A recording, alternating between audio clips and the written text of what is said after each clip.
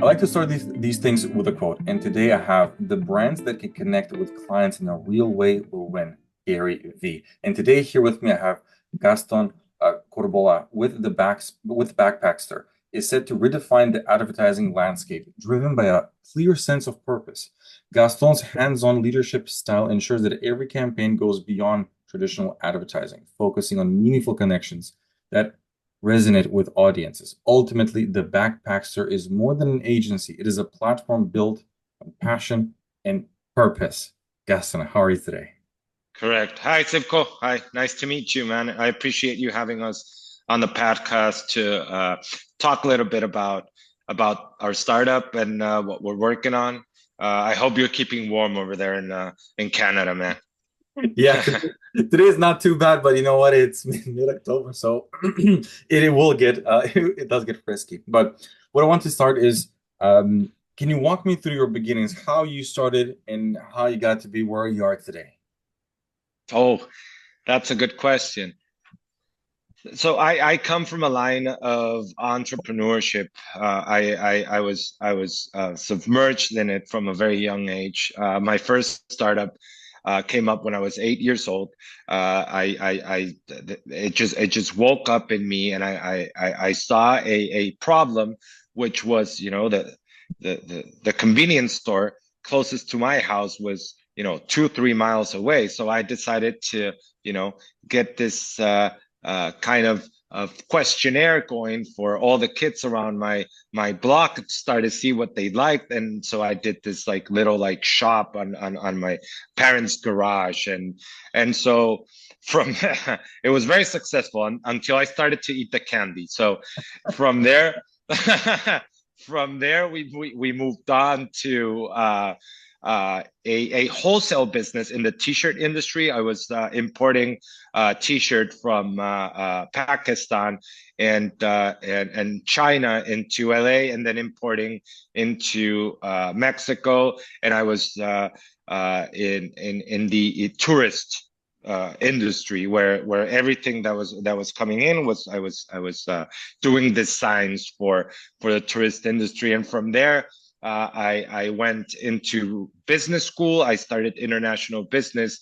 Once I graduated, I kept going at my wholesale business, which I decided to abandon after almost 7 years in it, and decided to pursue a culinary career. And I got into the culinary um, uh, um, school. I graduated, and I started in the gourmet food truck industry back in 2009-10 when the market crashed. And this was becoming more of a trend where chefs were left without a job, and they were looking to, keep delivering those creative meals and dishes, and did so on the street food scene. And I came in right at that moment with a very a new concept, which developed into a very big successful chain of restaurants throughout Southern California, which my main job was to incorporate technology, all of this technology that was coming out, Right. and into fusing into the restaurant industry, right? POS systems,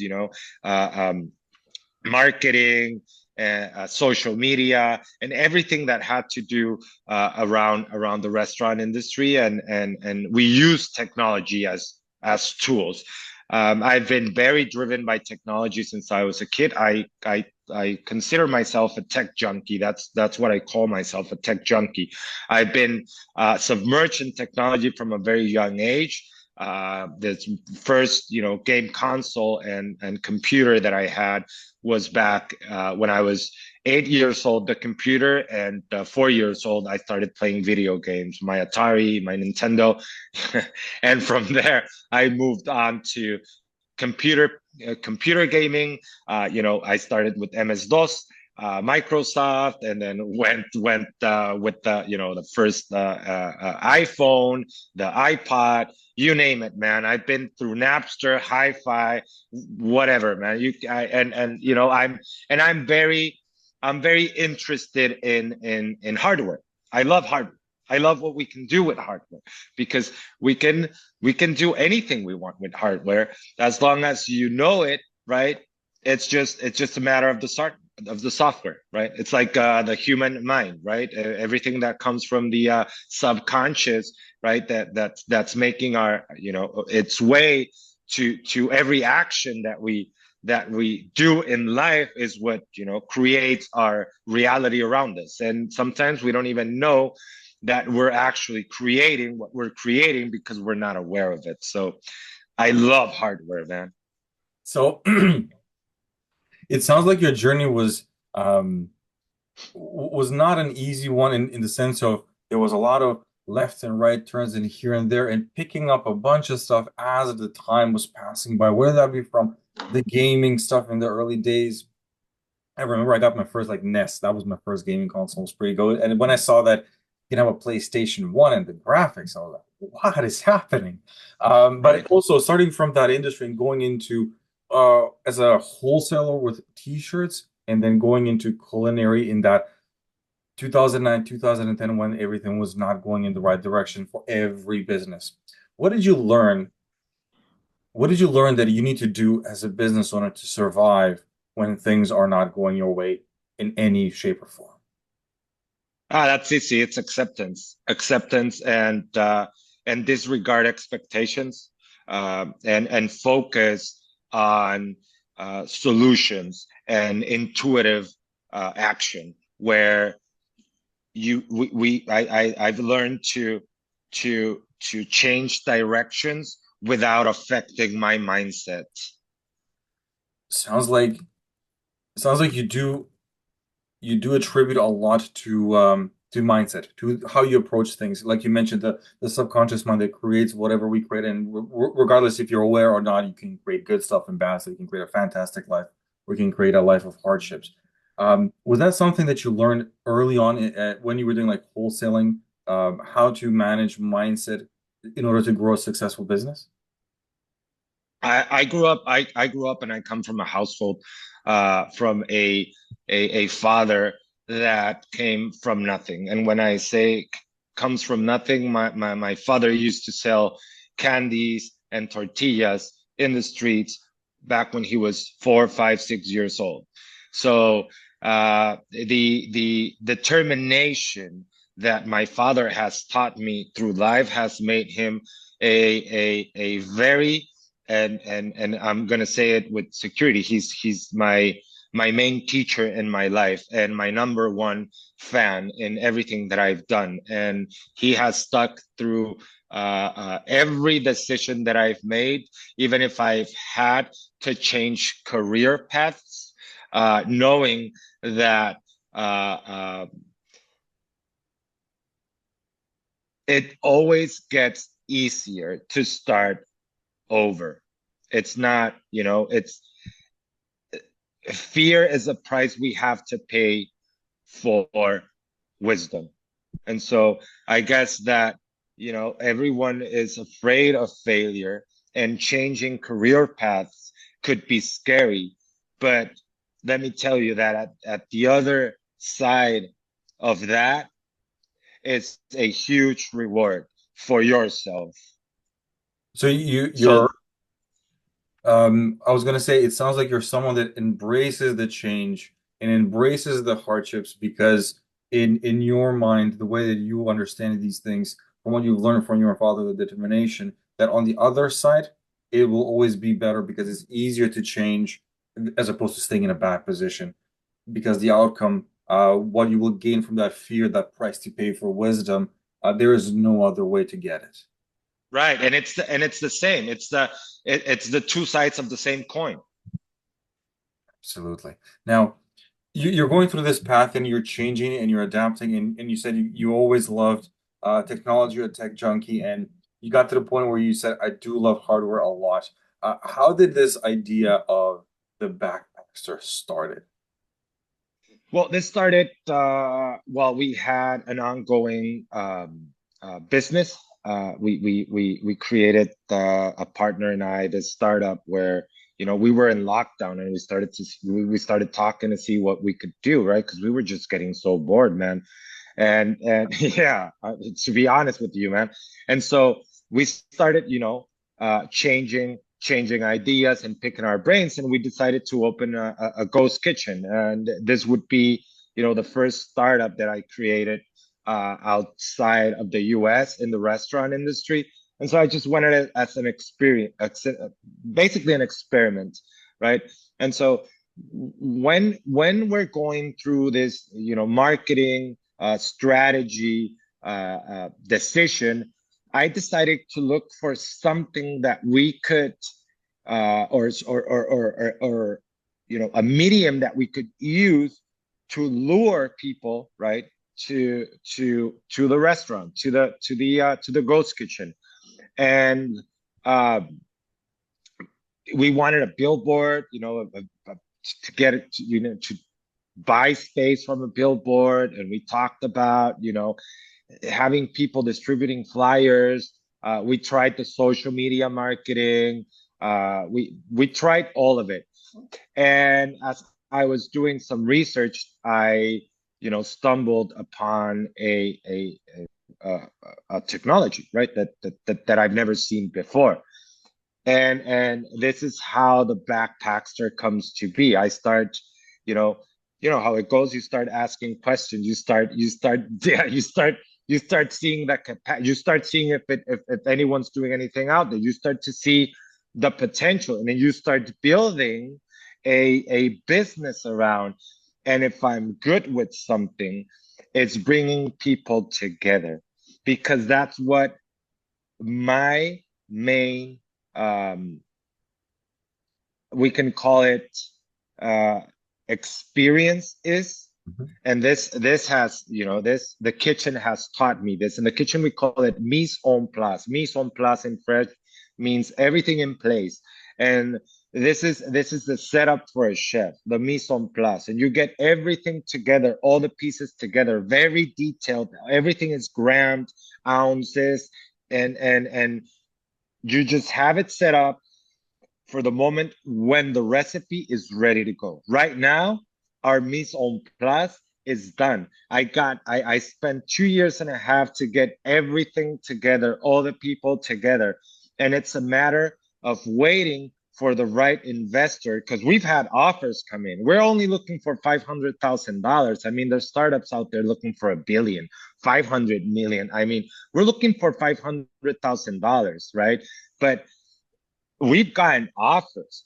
But if the synergy is not there for me, if the resources behind that money are not there, then it doesn't serve a purpose to take that capital, right? Because that's not what I'm looking for. I'm looking for a synergy. I'm looking for that person that knows, that wants us, right? That literally needs us in their life, and that needs to be involved, but he doesn't know it yet. He doesn't know it yet. And so I'm very fond of attraction, of attracting what we are, because it's the only way intuitively that we will be able to know if that is what aligns with our vision, our mission, and who we are as a company. Because anyone can bring anyone, and with money or credit or whatever. But then in the middle of those circumstances that we've talked about, and the changes, and the change of paths, and adversities, that's when you find out who people really are. That's correct. You find those under. I think there was a theory like under pressure, you see truly who you are. When you apply serious pressure on someone, that is how they go to their default place basically. So Right. you're trying to do this for your ghost kitchen, and I find it very fascinating how you're bringing the kitchen into business. You know, you're definitely cooking something, right? The mise en place and everything, and you're bringing that into the kind of bringing the recipe of success together, basically into the backpackster. You find the technology, you start exploring it, you're starting to kind of create and shape this This idea now becomes a reality. It's called the Backpackster. Um, what were the first initial challenges? The first initial challenges, and I'm going to be really honest with you, but believing in myself and believing in the concept, because the process as an entrepreneur, uh, concept developer, inventor, scientist, and whatever it is you're doing, is that it's to stumble upon a realization that came in your mind, made you feel something, right? Made you feel those tingles, made you feel the excitement of being alive again, right? It fuels you with energy. And that's when you know that you're onto something. You're not focused on the potential, on the scalability potential. You're not focused on the money. You're not focused on the revenue. You're focused and determined on that being aligned with your life purpose. And if it is, everything else would come by itself.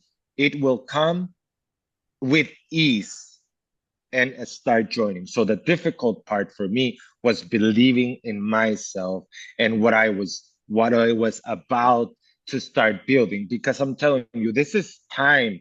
This is time. This is money, right? This is taking away time from my family. I'm a father, so it's taking away time from my parents, from my kids, from my family, from the people that I love, to focus on building something that I believe makes sense and it's going to work, right? Yeah. And if it doesn't, what? Right? Because we associate success with the amount of revenue or money that we make. That is how someone is tagged or looked at successful. But success for me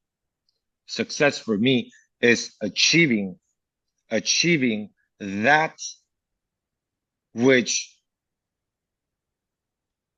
is impossible to achieve. Even if it's putting a smile on someone's face, that is success to me. It feels like your drive is to achieve greatness. It doesn't matter what's the monetary compensation. It's something that No, is a big, impossible task. And then once you overcome it, that is when you feel successful. I like challenges. Yes. That's amazing. I really like how you've clearly defined it. And I feel a lot of people will say success is, whatever you perceive it, blah, blah, blah. But a lot of people would put that ROI price tag. I'm successful by putting XYZ and I got X amount of dollars out of it. And then they feel successful. Doesn't matter if the day is 10 times better than they did before. Doesn't matter if they're working on something that they never thought it's possible to spend the whole day working on because they had a 9 to 5 or something like that job. And it's great that you've defined it in a clear way. Like, it doesn't have to be about money. It has to be about something that fuels you. Like you mentioned, that energy towards I have purpose. I want to do I this mean, bigger than anything. I agree. I mean, listen, and a clear example of that would be when I had the restaurant industry, right? I never imagined that I would have, that I would be operating 7 restaurants throughout Southern California, and that it would have that amount of attention by everyone that was being pampered by the recipes that we were crafting. Now, the time where I felt that I had succeeded was not in our $2.5 million, stream of revenue in a year. That was not it. For me, was seeing people happy coming back to eat that food. Because sometimes we forget in the restaurant industry that cooking is energy being manifested into something that someone else is going to eat and feed. So they're feeding off that energy. So how are you crafting and creating, and everyone around that restaurant concept building that food. Where is that coming from? From what intention? Because people will keep coming back if they taste that. And they will stay away because you can taste that as well. And so that for me, and to standardize and make everything taste the same over and over and over and over again was success. I was, yes, this is it. I mean, it's working. Wow. I remember when I opened the first time, we were the beer, the artisan beer, the craft beer movement was just starting, and they were calling us to be at the breweries in San Diego, the mecca of beer in the US. So we were called to be on those, they were opening up, this new beer spot, this other new beer spot. And then the food truck was out there. Man, first time I opened, I got invited to this, really good brewery. I opened up and I was like, you know what? I'm going to sell out. I bet about $500 worth of food, right? To make $1,500, I sold $50, man. I mean, hey, and you know what? I didn't stop. That didn't stop me. That just triggered me. That just, even if it was 1, 2, 3 sandwiches, I was proving my concept. That's right. That was it. It's still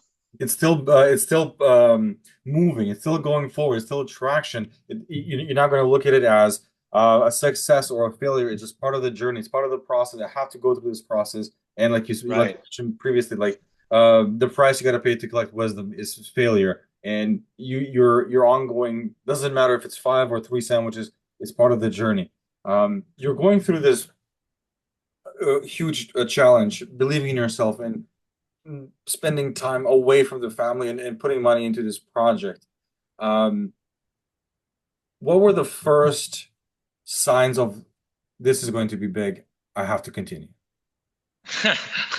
That's a great question, man. That's a great question, Sivko.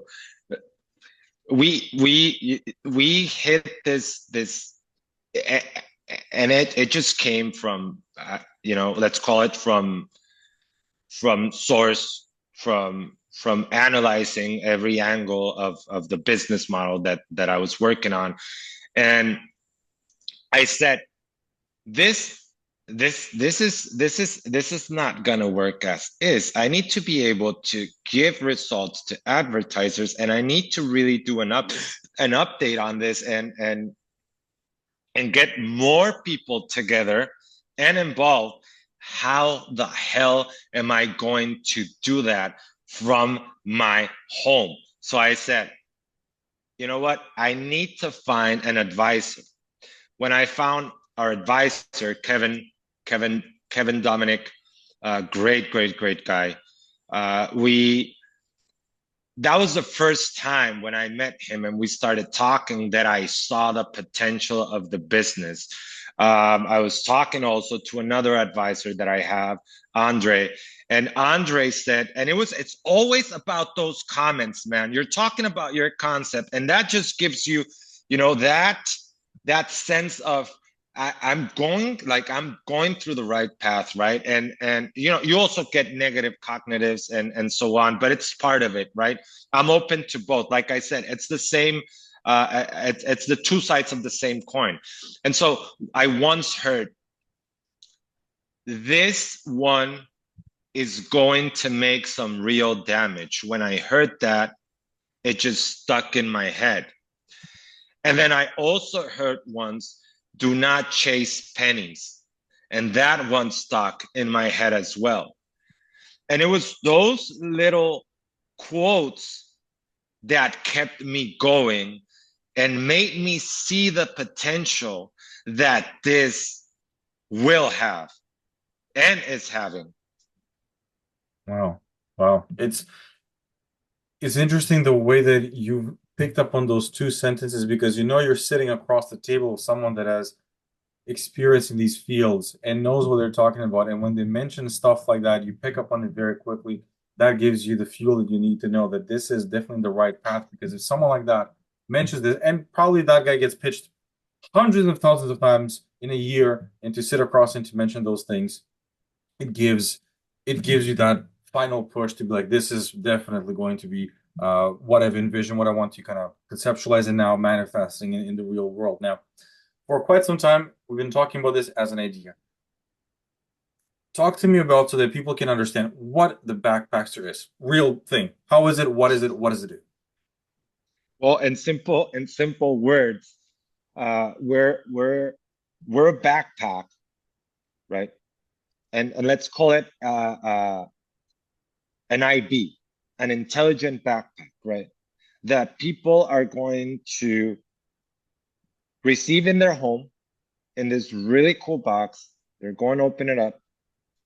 They're going to take it out, take that plastic screen, off that, that film off the screen, right? Turn it on, log into your app, scan, connect to your user account. You're going to wear it. You're going to check for events or locations where it's open for you to walk. You're going to activate it. You're going to start walking in that designated area. And this backpack is going to start showcasing advertisement that is dynamically targeted based on where it's walking. And this will be getting more interesting as the data analytics keeps coming back, kind of like the algorithm works, right? And so it's going to be one of the best results and clearer results than any advertiser can get, because we won't be only able to capture data from mobile IDs, right? And data from scientific assumptions, right?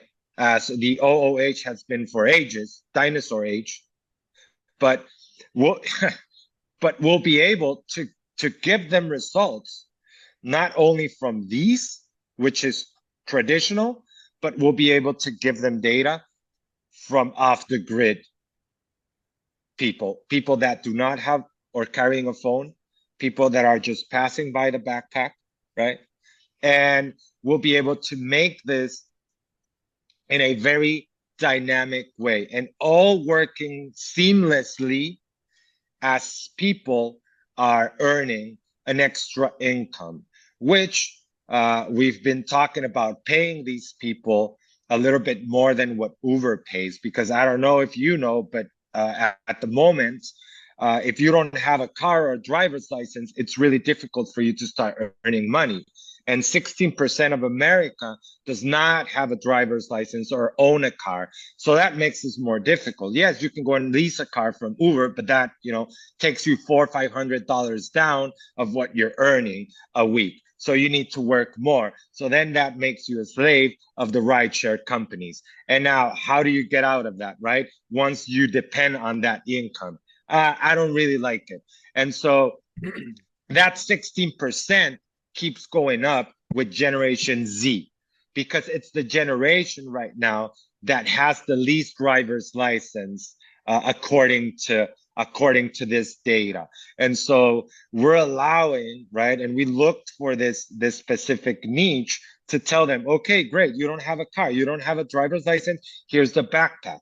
We're in a conversation, we have a meeting today, follow-up meeting with a welfare organization. Why? Because we want to get these people an opportunity as well to start making money while they're sending their resumes, trying to get a job, trying to get back on their feet. You know what? Hey, here's the Backpackster. This is how it works. Take care of the hardware. It's going to be, in your possession, and you just need to go out, boom, boom, start walking, making money. It's an amazing concept. It's so simple, and it's interesting when you explain it that way that no one was like, I never thought of that one. Well, listen, it looks very simple on the outside. Yes, it That's does. the beauty of it. It really does. Like you can and it's very easy to explain. But Yeah. once you start getting into the back end of and everyone around the concept, then it starts getting very complicated. Things that I don't even understand. That's true. And that's why the beauty of it, as I said, it's so simple to explain, so simple to wrap your head around, Right. and it gets you thinking like, man, why didn't I think of that one? But it's definitely the beautiful thing to explain it so easily. It's an easy concept to uh, kind of showcase as well and wrap your head around. And I think you're absolutely on the right path with the 16% that you were mentioning that don't have a driver license. Because even like what was it, 2 weeks ago, last week when Tesla released or showed their self-driving. Robo taxi. Exactly, the robo taxi and the bus that is also so there is less and less reasons. And I really think my kids will never have a driver license. I highly doubt that they will have a driver license because the technology is rapidly going from Right. diesel and gas where we were to self. Right. Right. Right. I agree. I Amazing. agree. Yeah.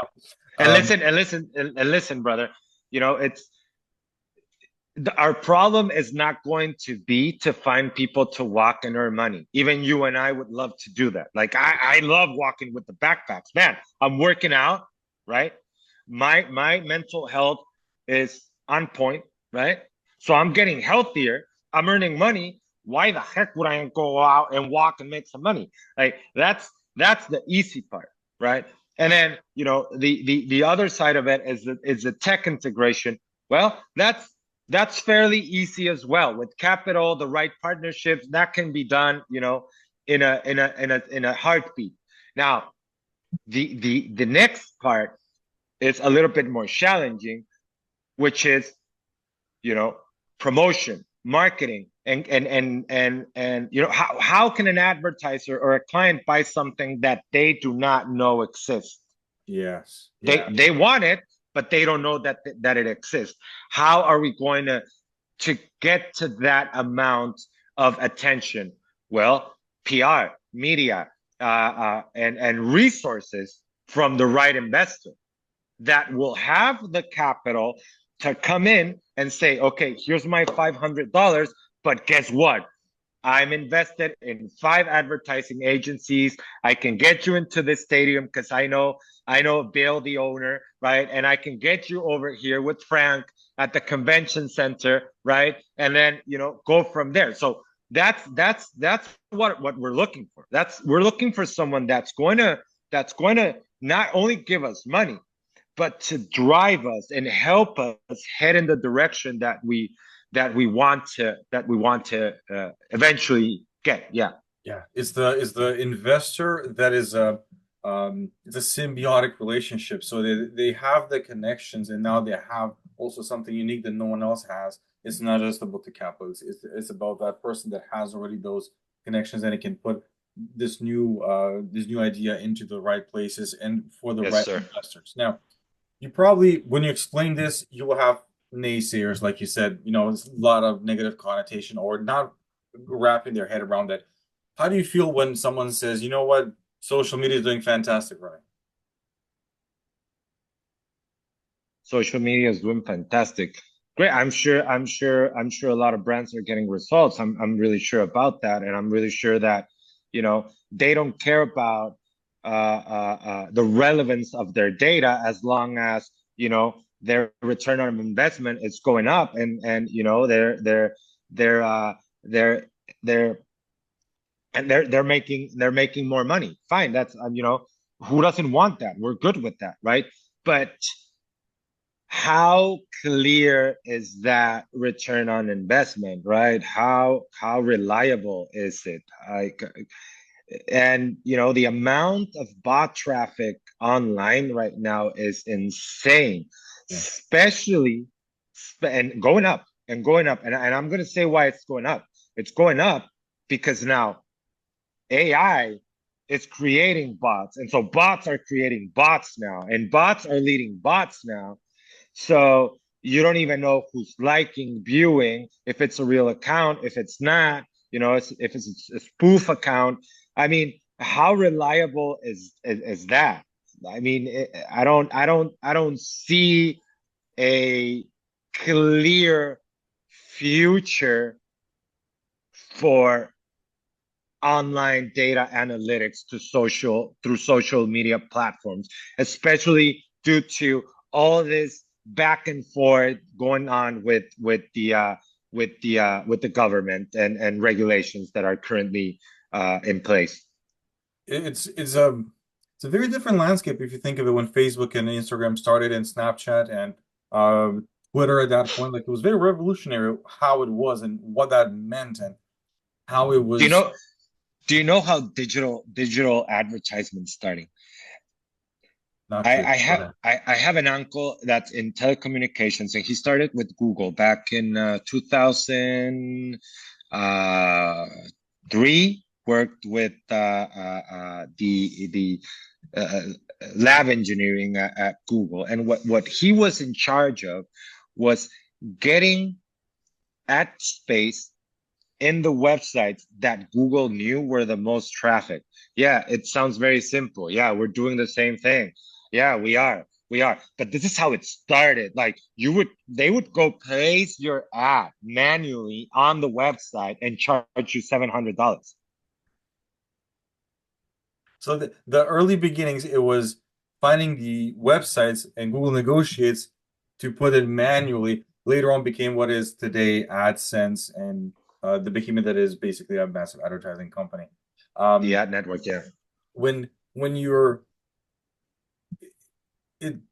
absolutely right about the bot aspect because when it kind of started to be more active on social, it's so sporadical.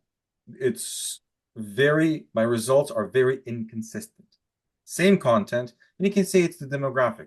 Sure, I target the same demographic across all platforms. It's the algorithm. Sure, the differences are not 5 or 10%. They're like black and white, day and night. Huge differences in your data from platform to platform. And the latest one, the most popular one because of deliverability, TikTok, it's like thousands and thousands of views within a day, and you're like, I did not get a single click on the website because I'm looking at my analytics of web traffic and stuff like it's like so small, but you're lost in what is real, what are bots. Now, in your new concepts that you already have some real data and real life experiences, how is that changing for your potential clients? Because someone might say you're walking through a street, you don't know who you're targeting. Right, right. So you see, and I totally agree with you as far as social media goes and online advertisement, right? You're getting results that you don't know are if they're real or not, right? So you're basically being charged, right? You're being charged on your debit credit card, right? And they're making it very difficult for you to get in contact with them after they already took your money, and hiring offshore customer service reps that do not speak English fluently to make it even more difficult and frustrating for the client. True. But they know that new products, because we live in a capitalism, will never stop coming. So there will be the need for new advertisement all the time. Even if you shut it off after 3 months, it's like going to McDonald's. You go and try a cheeseburger for the first time. Wow, it's amazing. You go the third time. Wow, it's amazing. You go the third time. Oh my God, I saw hair in my hamburger. I'm not coming back. Who do I complain to? Oh my God, it's so difficult to complain to. You know what? I'm just going to let it go. But they already took your money. So I guess if an advertiser, right, is targeting a certain demographics through our backpack, we will not only, right, have pre data to position that backpack at a relevant destination, right? So we have a preset already in place to where that backpack should be according to GPS. Yes. density of, you know, the mobile IDs around that demographic. So there's already good data where we're going to go with this and how we're going to do it, as opposed to shot in the dark, let's hope for the best. And it's there's some analyzing that goes beforehand for specific events, or if it's a touristic, like if you're going to downtown Manhattan, of course, it's going to be a different kind of setup because you will have different crowds. Now, something that you mentioned off camera was understanding the emotional impressions. How does that work? So what we're working on is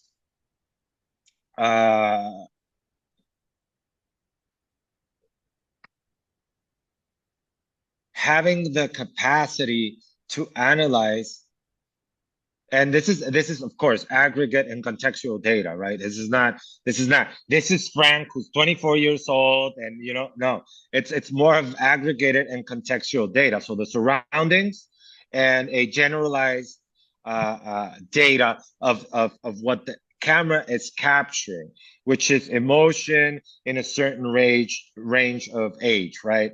An age range gap was happy with the Coca-Cola ad at this location, and so on and so forth.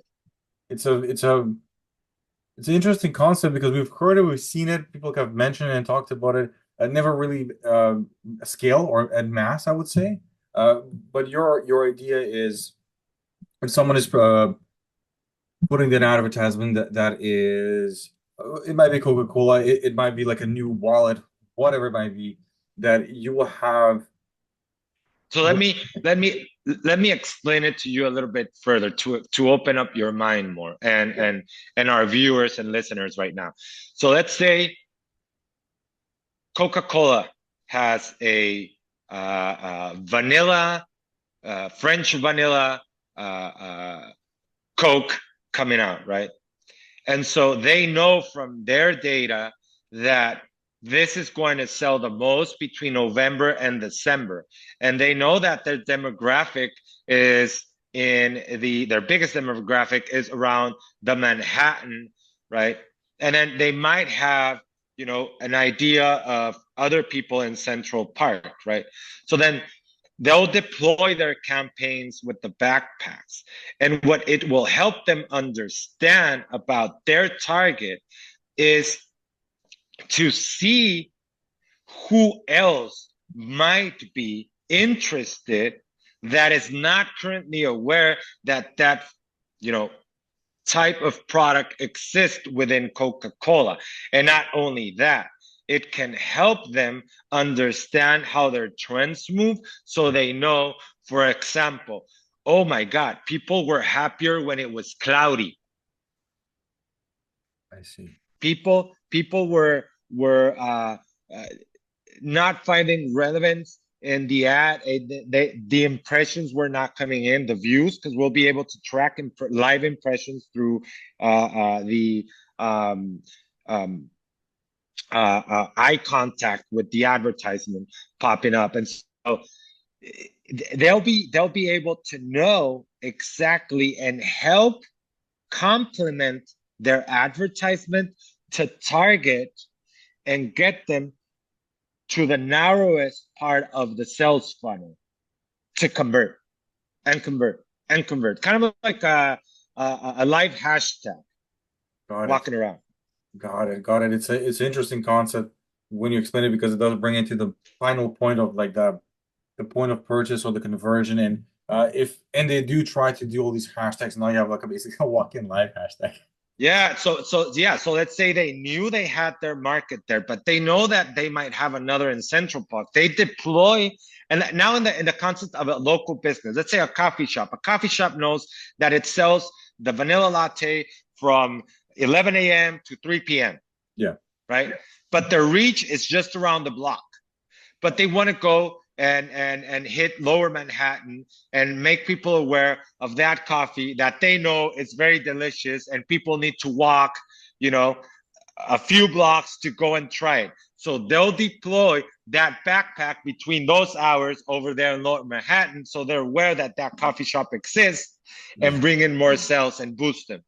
Bring the traffic from over there, Um, Yeah, yeah, and yeah. it's very targeted as well because you don't need to do Google ads, Facebook ads, whatever. It's very targeted because the people are deployed there, the backpacksters, and they're walking Right. around and you can see it. Now, when you're doing And that's just two use cases, man. yeah, Because we've got convention centers, stadiums, trade shows, live events, concerts, and it's basically the same thing. I mean it, and I think most people, the first idea when you mention like stadiums, for example, it goes to imagine if you have someone that has the backpackster and there is a QR code that you scan and you do something with it, with a participant or something. I know I took my son to monster tracks, the monster jam. So they saw, you know, you Cool. can vote, right? So you gotta scan the big thing. But this one, if it's, you know, close to, that'll be pretty fun. But there was a period of time, and I don't know how people feel, and you probably have more context to this.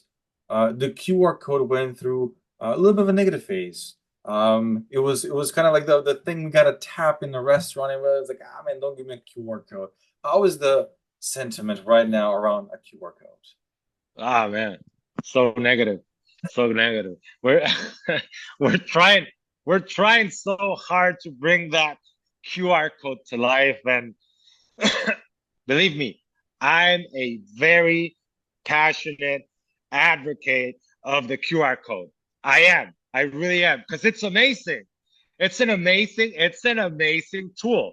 And I went so far and I've gotten so far as to create this animated, it's called isometric QR code. Like if people see it, they won't even know if they're looking at a QR code and if it can be scanned. So it's basically an animation around a QR code where there's cars and helicopters and all this animation going on, and you can scan it and it redirects. So we've been trying all this out behind the scenes because I feel so fond about the QR code, and I want to be an advocate for New York. I want it to survive, right? And when I'm telling you negative, the negative aspect of it was, you know, we went through this very hard time in humanity together. We all did.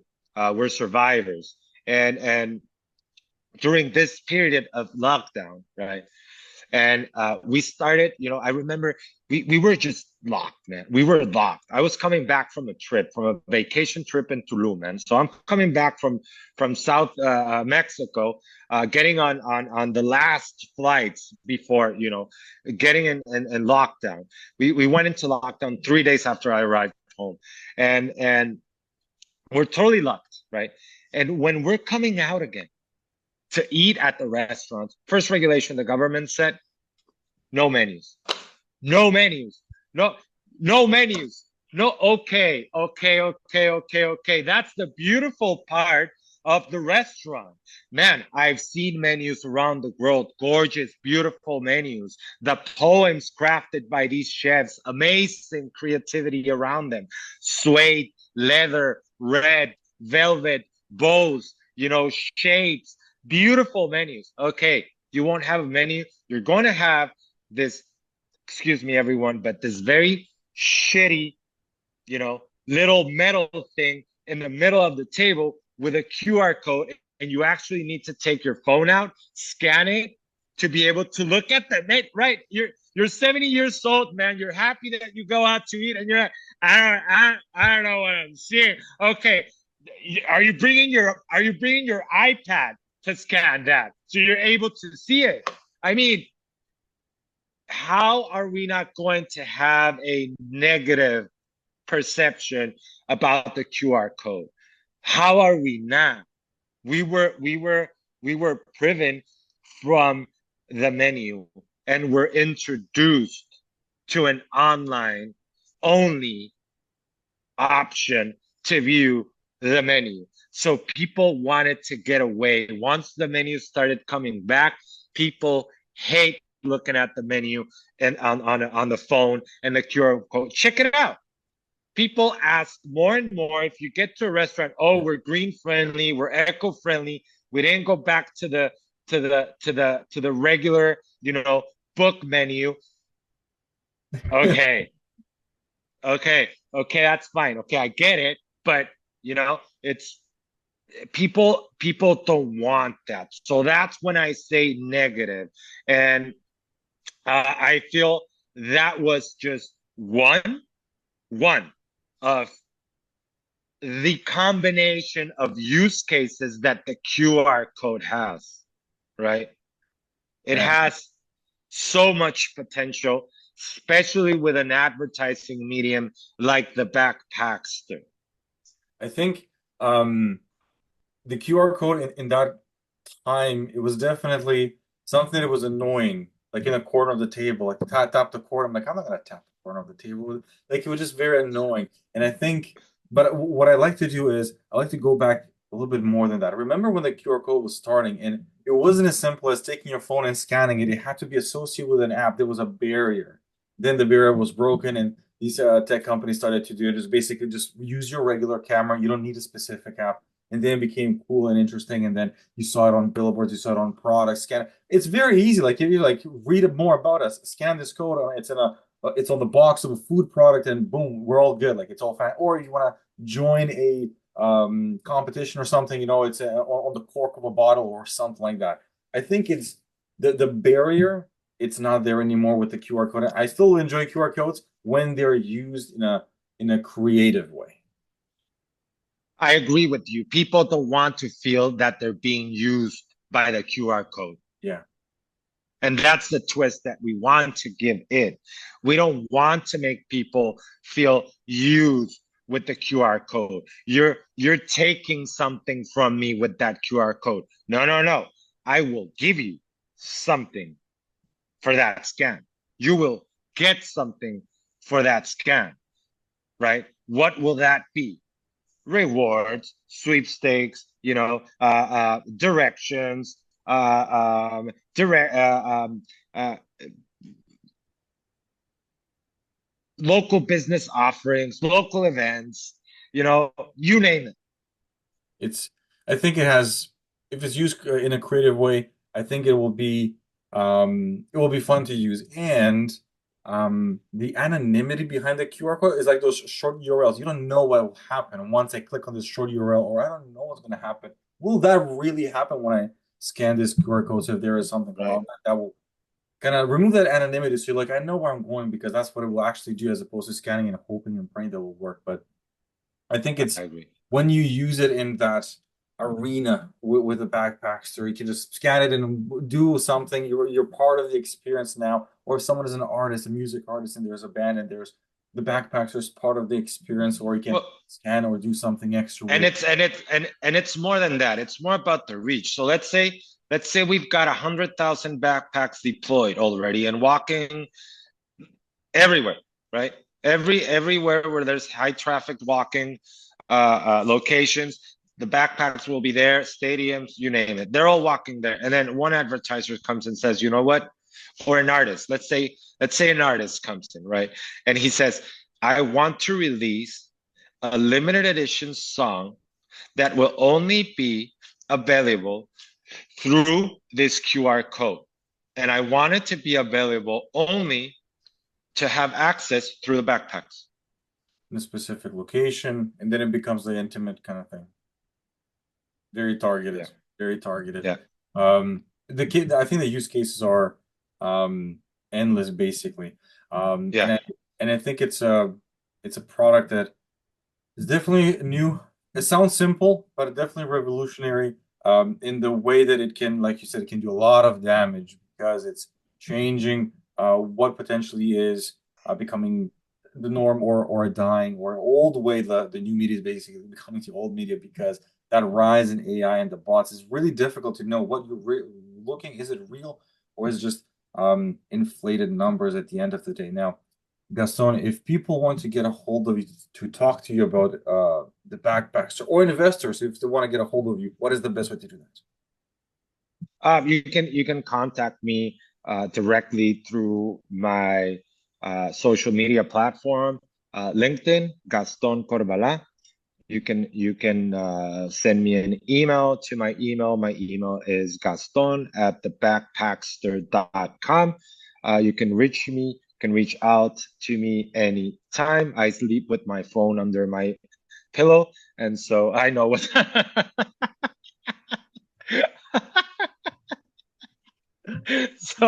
So I'll get in touch pretty quick with you. Gaston, thank you so much for the energy you brought, man. Thank you so much for all the details you shared. I had a fantastic Thank you, brother. Thank you, brother. uh, I really appreciate it. Really, thank you for your time. I really appreciate your time. Thank you so much for having me.